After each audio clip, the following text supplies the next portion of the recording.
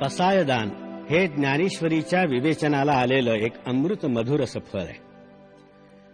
भगवद्गीतेचे 18 अध्याय आणि 700 श्लोक, त्यावर 9000 ओव्यांचं भाष्य ज्ञानेश्वरांनी लिहिलं.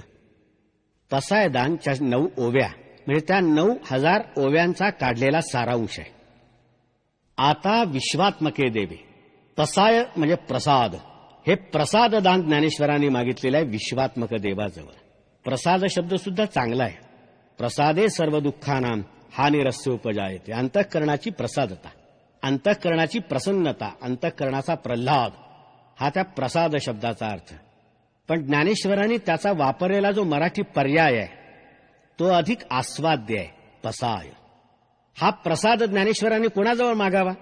हा प्रसाद सुद्धा ज्ञानेश्वरीचा आरंभ ज्यांना अभिवादन करून ज्ञानेश्वरांनी केला त्या विश्वात्मक देवाजवळच ज्ञानेश्वरांनी पसायदान सुद्धा मागितलेलं आहे. आता विश्वात्मके देवे येणे वाग्यज्ञे तोषावे. इतके दिवसपर्यंत 9000 ओव्यांचा हा वाग्यज्ञ केला. यांनी प्रसन्न व्हावं या विश्वात्मक देवाने आणि तोषोनी मज द्यावे पसायदान, आणि माझ्या झोळीमध्ये या प्रसादाची भिक्षा टाकावी. कोणता प्रसाद मागतायत ज्ञानेश्वर? पहिला प्रथम त्यांची मागणी आहे, जे खलांची व्यंकटी सांडो.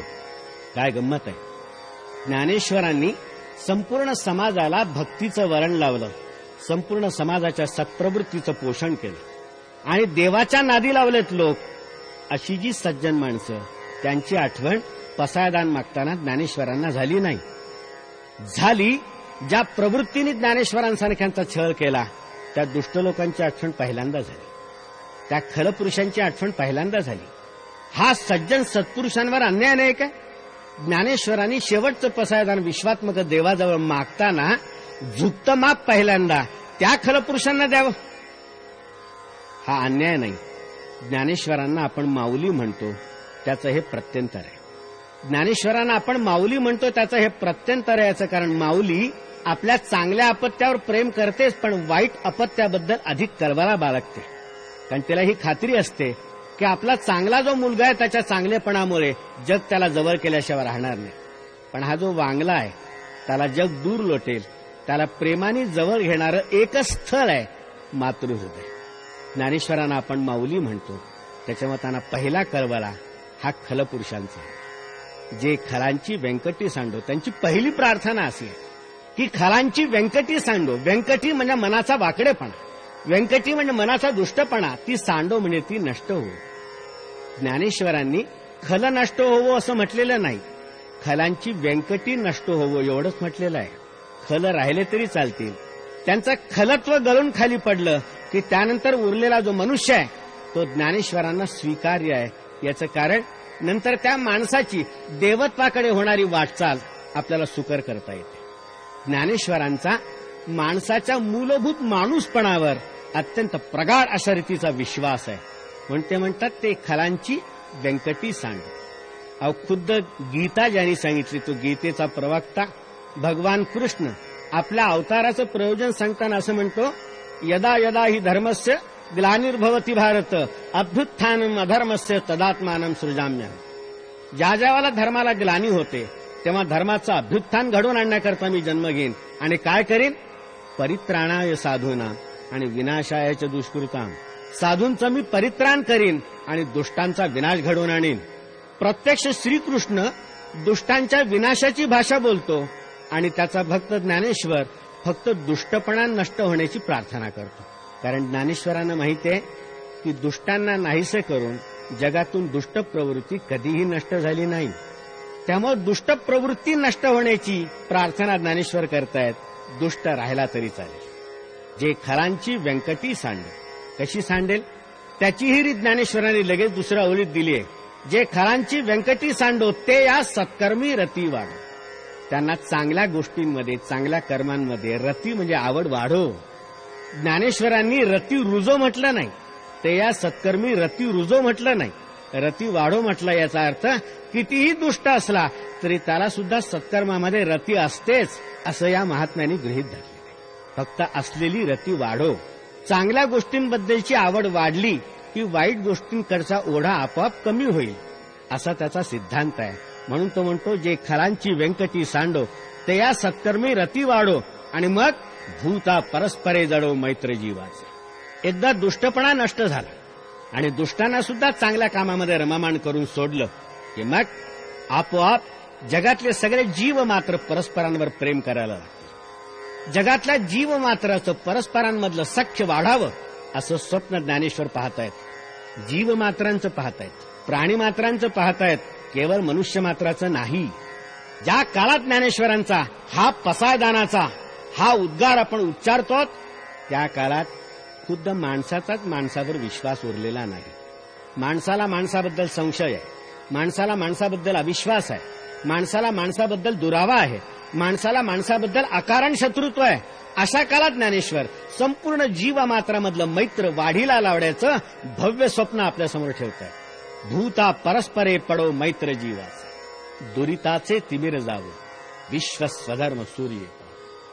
दुरित म्हणजे पाप, याचा अंधार नाहीसा हो. पापाला त्याने अंधार म्हटलंय, याचा अर्थ पुण्याला उजेड म्हणायला पाहिजे. अंधार नाहीसा कसा होईल?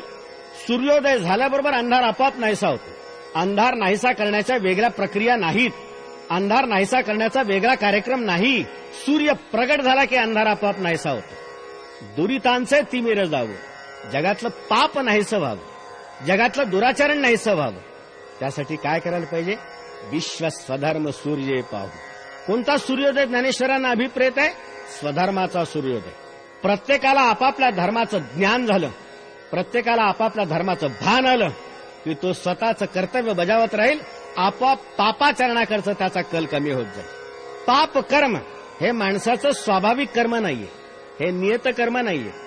ज्ञानेश्वरांनी म्हटलंय विश्व स्वधर्म सूर्य पाहू. स्वधर्माचं ज्ञान आणि स्वधर्माचं आचरण हा सूर्योदय, आणि या सूर्योदयामुळे आपोआप पापाचा अंधार नाहीसा झाल्याशिवाय राहणार नाही. आपला धर्म ओळखणं आणि धर्माचं पालन करणं हे ज्ञानेश्वरांना अभिप्रेत आहे. आपला जो धर्म नाही त्याचं पालन करण्याचा मोह होणं हा परधर्म आहे. आणि गीतेने म्हटलं होतं स्वधर्मे निधनम श्रेयः परधर्मो भयावह. धर्म कसा ओळखायचा? धर्म कसा ओळखायचा? प्रत्येकाचा धर्म त्याच्या जन्मापासूनच त्याची सोबत करत असतो. बाई ही बाईच असते, पण ज्या क्षणी ती आई होते त्यावेळी तिच्यामधला मातृधर्म प्रगट होत असतो. त्याचं आचरण हे तिच्याकडनं अपेक्षित असतं. ते सोडून इतर कुठलाही मोह तिला झाला तर त्याला पापाचरण म्हणता येईल.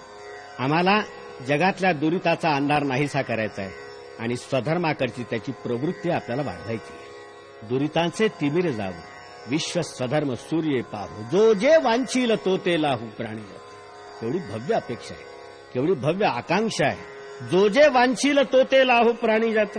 ज्याला ज्याला जे जे हवं असेल ते तर त्याला मिळू शकेल. ज्ञानेश्वर असं आश्वासन आपल्याला देत आहे. जी कोणती तुमची इच्छा असेल आणि अभिलाषा असेल ते पूर्ण होण्याचं आश्वासन हे महापुरुष आपल्याला कशाच्या बळावर देत आहेत?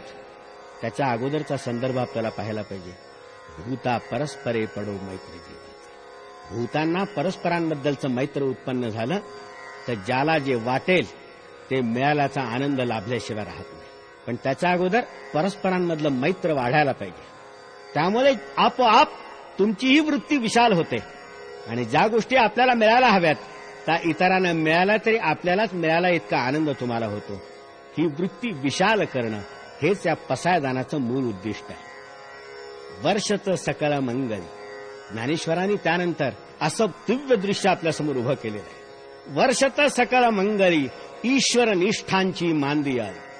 संपूर्ण जगावर मांगल्याचा वर्षाव करणारे, संपूर्ण जगावर कल्याणाचा वर्षाव करणारे असे ईश्वरनिष्ठ लोक दाटी वाटीनं उत्पन्न होवं. एकटा दुकटा नाही, विरळ नाही, ईश्वरनिष्ठांची गर्दी झाली पाहिजे. वर्षतं सकळ मंगली, सगळ्यांवर, काहींवर नाही, सगळ्यांवर मांगल्याचा वर्षाव करणारे, आपल्या वाणीनी, आपल्या दृष्टिक्षेपाने, आपल्या कृतीनी मांगल्याचा वर्षाव करणारे ईश्वरनिष्ठ लोक जगामध्ये दाटी वाटीनं फिरोत अनवरत भूमंडळी भेट तू भूता. अनवरत म्हणजे अखंड, ओघ लागून राहायला पाहिजे त्यांचा.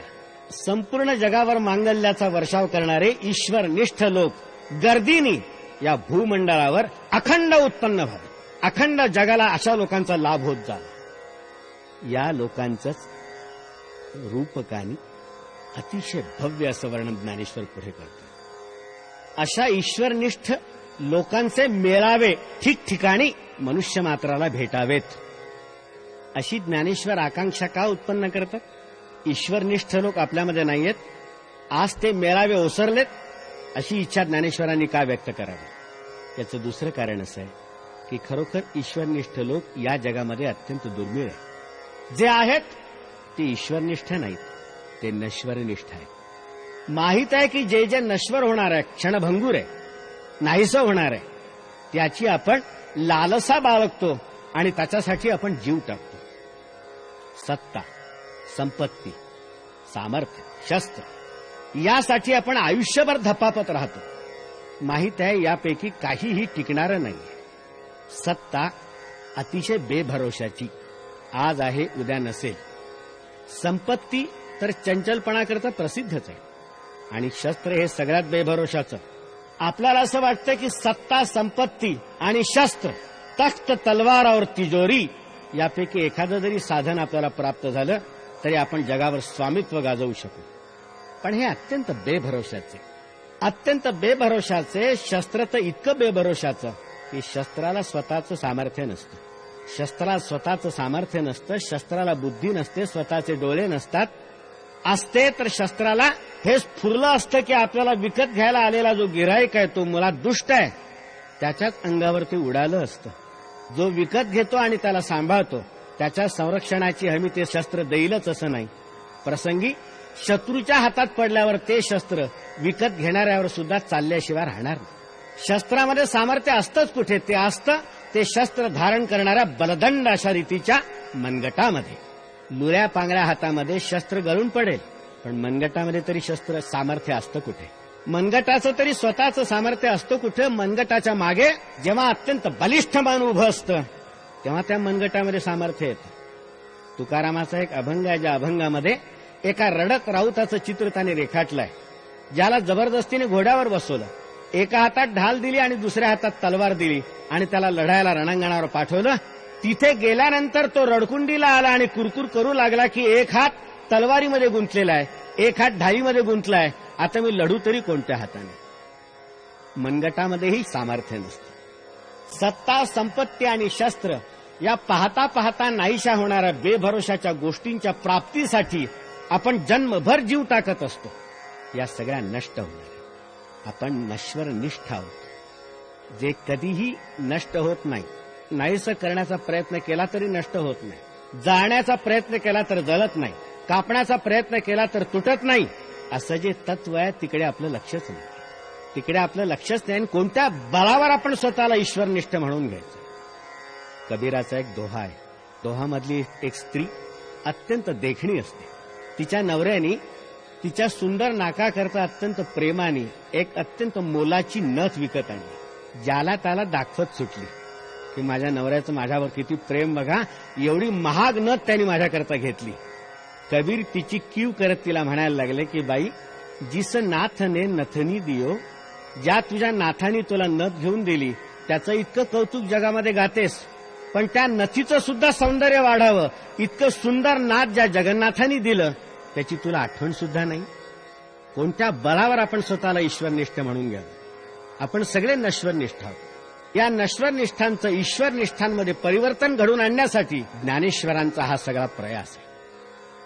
आता यांचं वर्णन त्यांनी केलंय. कसे आहेत ते लोक? चला कल्पतरूंचे आरव, असे ईश्वरनिष्ठ लोक म्हणजे जणू कल्पवृक्षांचे चालणारे बगीचेच. अरण्यामध्ये एखादा कल्पवृक्ष असतो, ओळखू येत नाही. एखादा कल्पवृक्ष असतो, धुंडावा लागतो, शोधावा लागतो. पण या बगीचांमध्ये सगळेच कल्पवृक्ष, त्यांच्यापर्यंत तुम्हाला जाण्याची गरज नाही, तेच तुमच्यापर्यंत चालत येतील. ईश्वरनिष्ठ लोक त्या कल्पवृक्षांच्या उद्यानासारखे आहेत. चला कल्पतरूंचे आरव, चेतना चिंतामणीचे गाव. चिंतामणी नावाचं रत्न असतं. जसं कल्पवृक्ष मनात आलेल्या सगळ्या कल्पना न सांगता पूर्ण करतो, तसं चिंतामणी नावाचं रत्न मनातल्या सगळ्या चिंता न सांगता दूर करतो. हे ईश्वरनिष्ठ लोक चिंतामणी नावाच्या रत्नांच्या, सजीव अशा चिंतामणींच्या वसाहतीच आहेत. जो माणूस म्हणावा तो चिंतामणीसारखा तुमच्या काळजा हरण करणार. चला कल्पतरूंचे आरव, चेतना चिंतामणीचे गाव, बोलते जे अर्णव पियुषाचे. आणि हे अमृताचे बोलते समुद्र, यांच्या तोंडातून जे उद्गार निघतील ते अमृतासारखे मधुर. यांच्या तोंडातून जे उद्गार निघतील ते अमृतासारखे संजीवक, आणि त्यांचे समुद्र ज्याचा थांग लागत नाही. हे अमृत कधी संपण्याची भीती नाही. वार्षिये वीण सागरू जले जैसा निरुपचारू. ज्याप्रमाणे कितीही दुष्काळ पडला पाण्याचा तरी समुद्र आटण्याची भीती नसते. हे तर अमृताचे समुद्र आहेत. कोणत्याही परिस्थितीमध्ये हे अमृत कमी होण्याची शक्यता नाही. बोलते जे अर्णव पियुषाचे चंद्रमे जे आलांछन. हे चंद्रासारखे आहेत, पण चंद्रावर लांछन असतं ज्यांच्यावर एकही लांछन नाही. हे पूर्णपणे निष्कलंक चंद्रासारखे. यांची प्रभा सर्वांना सुखद अशा रीतीचा आल्हाद दिल्याशिवाय राहणार नाही. मार्तंड जे तापहीन प्रखर अशा रीतीचा प्रकाश आहे यांचा मार्तंडासारखा. पण मध्यान्नीचा सूर्याचा ताप असतो, यांचा तसा ताप नाही. तेज पुण्य आहेत, पण ताप नाही, त्रास नाही दुसऱ्या कोणाला. ते सर्वाही सदा सज्जन सोयरे होत. कसे आहेत ईश्वरनिष्ठ लोक? सदा सर्वांना सज्जन आणि सोयरे होणारे आहेत. ज्ञानेश्वरांनी शब्द अत्यंत काळजीपूर्वक वापरले आहेत. ते कधी कधी काही काहींना सज्जन सोयरे होतो असं म्हटलेलं नाही. सगळ्यांनाच नेहमीच सज्जन सोयऱ्यासारखे होतील, आप्तांसारखे होतील. ज्ञानेश्वरांनी शब्द सुद्धा काय वापरलाय? सज्जन सोयरे. तुमचा माझा अनुभव असा असतो की जो सज्जन असतो तो सोयरा बनण्याची आशा नसते. जे सोयरे असतात ते क्वचितच सज्जन असतात. पण ज्ञानेश्वरांनी असे आप्त आपल्याला मिळवून दिलेले आहेत की जे अखंड सज्जन असतात आणि सगळ्यांनाच आपल्या सौजन्याचा सदैव लाभ देत असतात. किंबहुना सर्वसुखी पूर्ण होऊन तिन्ही लोकी भजी जो आदि पुरकी अखंडित. सर्व प्रकारच्या सुखांचा लाभ होऊन तिन्ही लोकांमध्ये परिपूर्णतेचा अनुभव घेत जो आदि पुरुषाची अखंड उपासना करतो.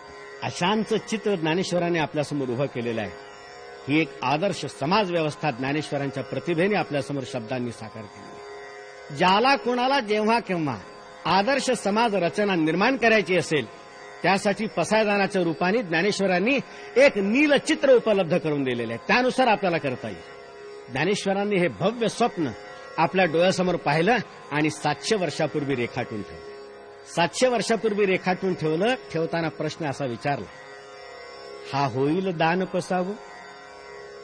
हा दानप्रसाद खरंच होईल? इतका चांगला समाज खरोखर अस्तित्वात येईल? निवृत्तीनाथांनी विश्वेश्वराच्या वतीनं उत्तर दिलं, होईल. आणि ते उत्तर ऐकून ज्ञानेश्वर सुखिया झाला, संतुष्ट झाले. या घटनेला आज 700 वर्ष पूर्ण झालेली आहेत. हे पसायदान ज्ञानेश्वरांनी नेवाशाला त्यांच्यासमोर ज्ञानेश्वरी ऐकण्याकरता जो समुदाय बसत होता त्याच्यापुरतं मागितलेलं नाही. हे पसायदान त्यांनी आळंदीच्या लोकांपुरतं मागितलेलं नाही. हे पसायदान त्यांनी सर्व भूतमात्रांसाठी मागितलेलं आहे. या भूतमात्रांमध्ये त्यांचाही समावेश आहे ज्यांनी आळंदीमध्ये आणि पैठणमध्ये ज्ञानेश्वरांचा छळ केला होता. त्यांना जीवन जगणं असह्य करून सोडलेलं. त्यांच्यावर कलंक ठेवला होता. आईबापाच्या बलिदानाचं प्रायश्चित्त घेऊन सुद्धा ज्यांच्यावर ब्राह्मण्याचा संस्कार करण्याचं नाकारलं होतं, साधा मनुष्यपणाचा सुद्धा अधिकार त्यांचा हिरावून घेतलेला होता. एवढा मोठा अन्याय ज्या लोकांनी केला त्यांच्याही करता ज्ञानेश्वरांनी हेच पसायदान मागितलेलं आहे. एवढं थोर अंतःकरण असलं पाहिजे ज्ञानेश्वरांचं. आपल्या लक्षात येईल, जगाने ज्ञानेश्वरांच्या हातामध्ये विषाने भरलेला प्याला दिला. या महापुरुषाने अजिबात काकू न करता तो उठाशी लावला. एवढीशीही तक्रार न करता तो प्राशन केला, आपल्या पोटामध्ये जिरवला आणि मुरवला. आणि त्यानंतर या माणसाच्या तोंडातून जी पहिली चूळ बाहेर पडली त्यामध्ये या विषाचा एक थेंब नव्हता. होतं ते सगळं अमृत. जगाने याला विष दिलं, त्याचे आणि अमृतामध्ये रूपांतर करून टाकले.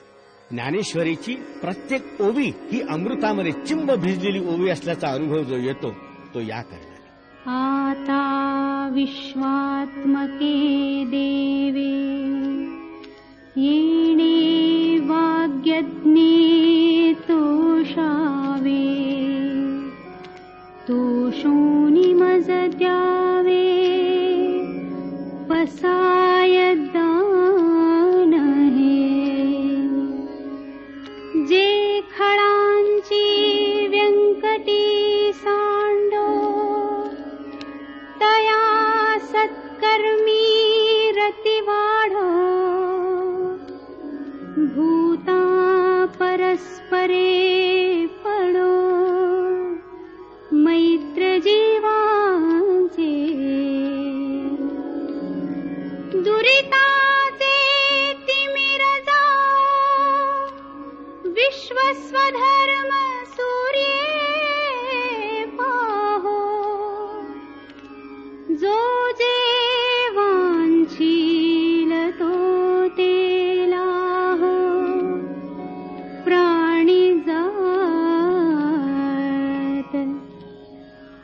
वर्षत सकळ मंगळी ईश्वर निष्ठांची मांदियाळी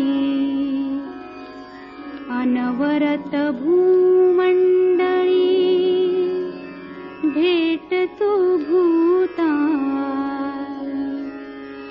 चला कल्पतरूंचे आरव चेतना चिंतामणींचे गाव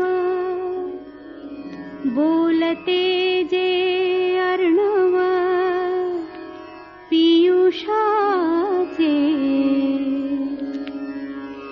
चंद्रमे जे अलांछन मार्तंड जे तापहीन ते सर्वाही सदा सज्जन